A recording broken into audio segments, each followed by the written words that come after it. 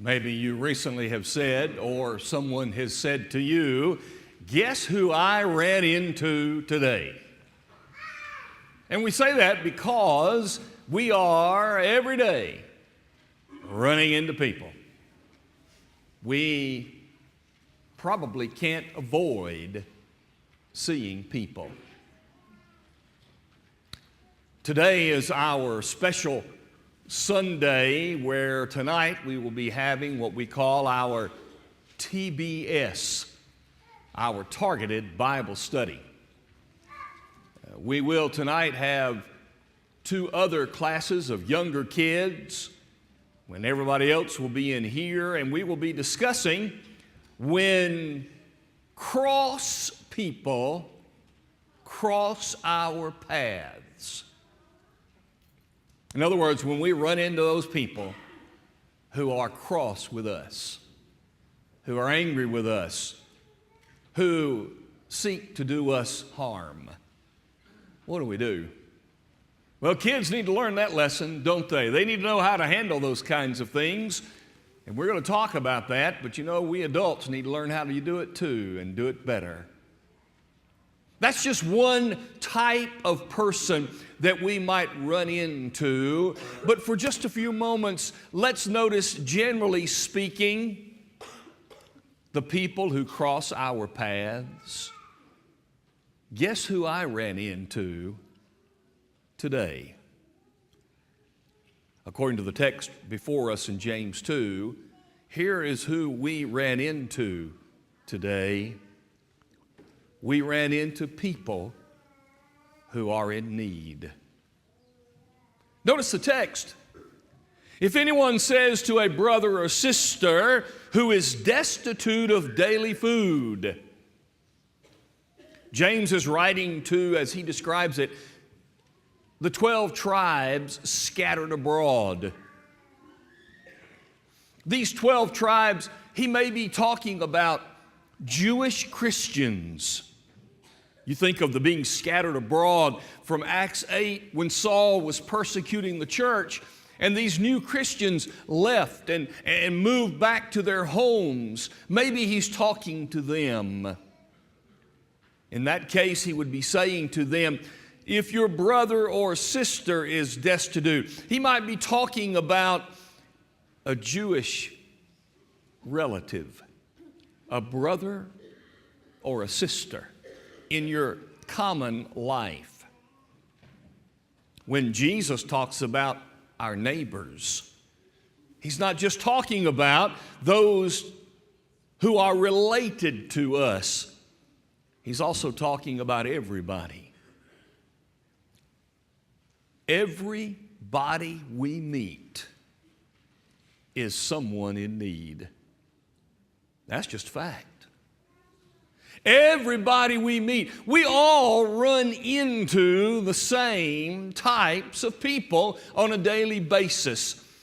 We are with family. We run into friends. There are those who are merely our acquaintances. Others are strangers to us. And still others are, in fact, our enemies. But every one of them has a need. For we are all people who have needs. Now, some of these people would be common to us. We would run into the same people. Therefore, we would say, guess who I ran into today? Others, we might be the only ones who meet them. We are the only ones who might have interaction with them. We are the only ones familiar with their needs. But I can assure you that everyone we meet is a person in need. Abraham Maslow, back in 1943, developed his hierarchy of human needs. And his theory was put together in a pyramid form under three categories. He said that there are the basic needs that everybody has. Those needs would be security. Everybody wants to be secure. And to have physical needs met, food and clothing and shelter. Well, everyone we run into has those needs. Everybody wants to feel safe, and everybody wants to have what they need to live. He then said there are the psychological needs that people have. They want to be loved. They want to belong to something. They want their self-esteem. Everybody we meet needs those. They're not unique to any one person. And finally, he talked about the final category, which he called self-fulfillment. That is the need to reach one's potential. I want to be all that I can be. I want to do the best that I can do. All of these needs are common to every single person we meet. Therefore, today, you have and you will run into people in need. That's what James is talking about.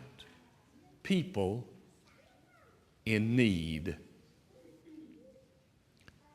This idea is that everybody we meet is in need, and therefore I must be aware of these needs. I need to be aware that these people are out there, and I need to open my eyes. I think it's great that Maslow agrees with the Bible. Anytime someone held up in esteem in any field, a physical field, who agrees with the Bible, we ought to highlight that. And he does. He may not, I don't know what his particular persuasion is, and he may not even like it, but he agrees with the Bible. In fact, I would even make it more basic. Matthew 22, Jesus is approached and asked a question. What's the greatest command? And as you know, Jesus answered and said, you shall love the Lord your God with all your heart, with all your soul, with all your mind. This is the greatest command. This is what you're supposed to do. He went on to say, and the second is like it. You shall love your neighbor as yourself. On these two hang all the law and the prophets. Maslow said it, but I can make it even more basic as Jesus did. While he put love in the middle of his pyramid, love is the entire thing, if you think about it. All people need to be loved. Everybody needs to be loved. That love becomes apparent when we are children, when we are safe and secure. And mom and dad provide us food and clothing and shelter. We need to be loved because we want to find connection with people. And in finding connection with people, we develop an esteem, a self-esteem that is high. Oh, but how do we reach full potential? We reach full potential and self-fulfillment when we learn to love others. The basic needs that every person we will ever meet will have is the need to be loved and the need to love. Yesterday, our son Austin spoke at the family day, and I had to laugh because he reminded me while doing so that I'm a little bit older than he. He said in one of his lessons, "Do any of you remember the name Charles Manson?"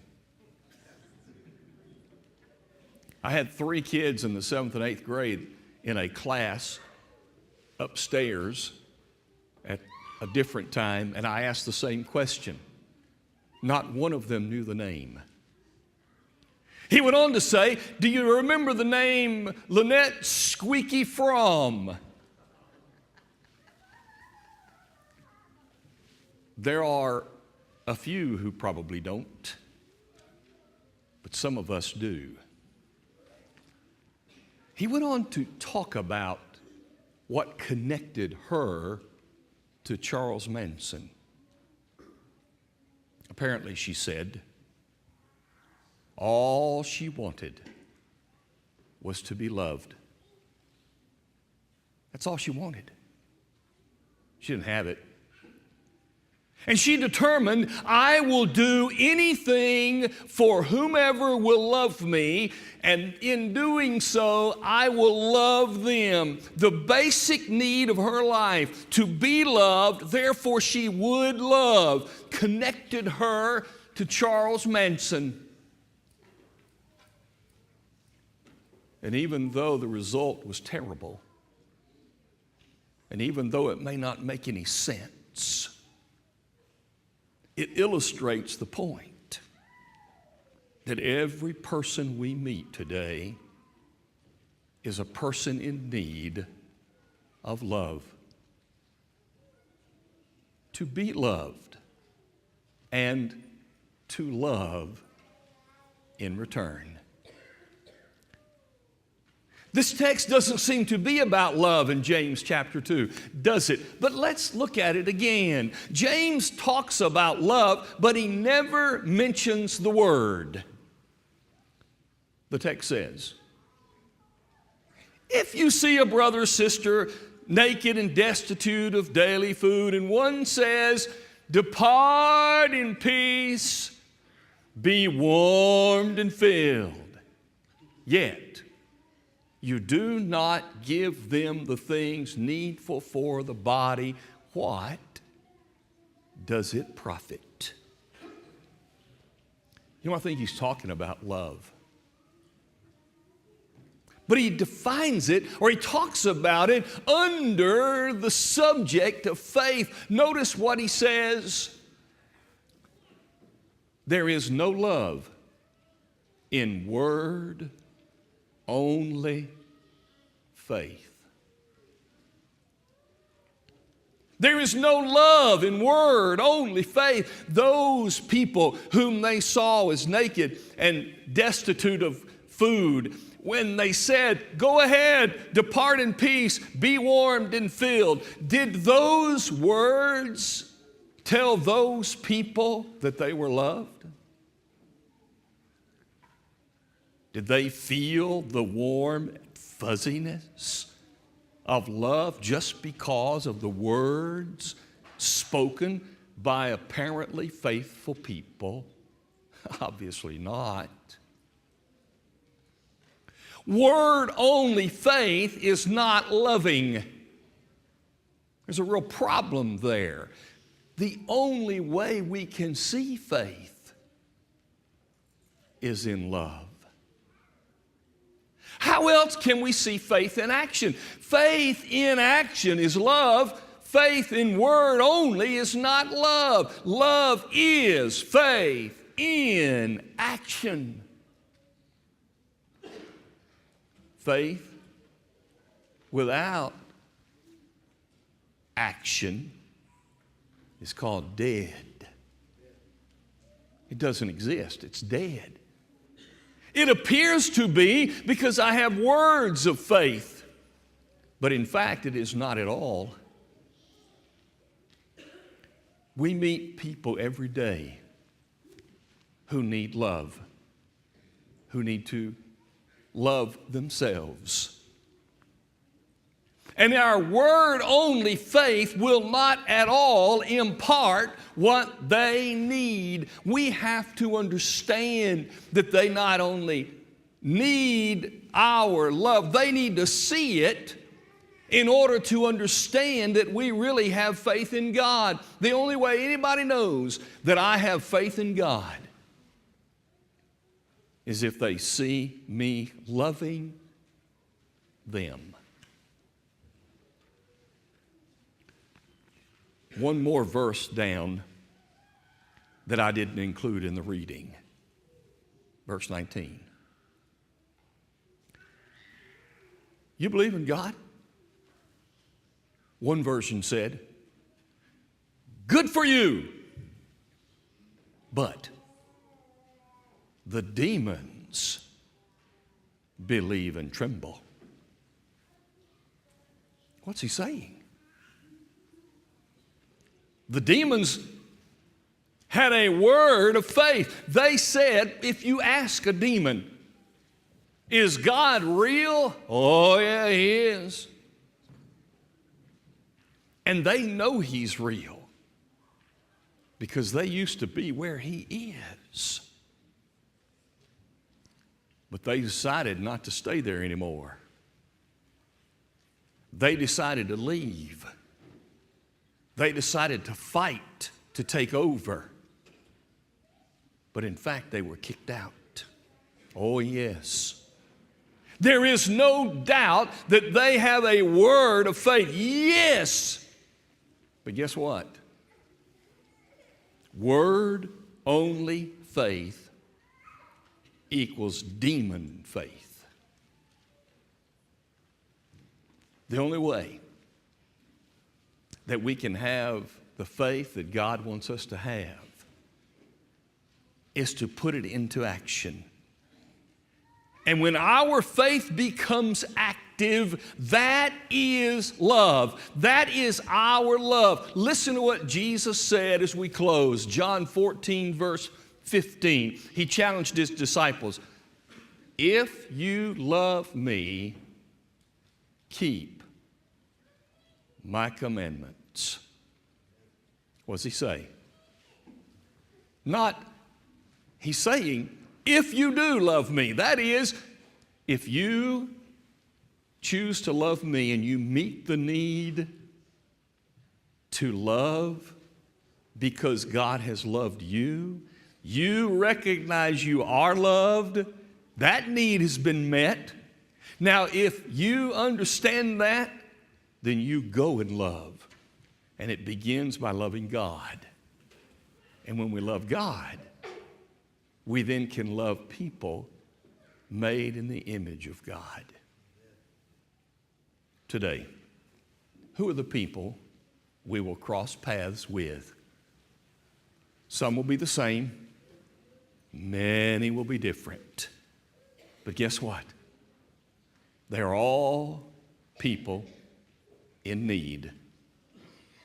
Let us determine that we will demonstrate our faith by reaching out in love, because that's what the world needs more than anything else. Today, God reached out in love to us by sending His Son, and we reach out in love to Him when we accept that gift and return it with the gift of ourselves. It begins when we are willing to be immersed into baptism, to be in Jesus, and then being in Jesus, to live like Jesus. Today, is there something we can do to help you understand and experience the love of God and practice active faith? Can we help you today? If you'll come as we stand and sing.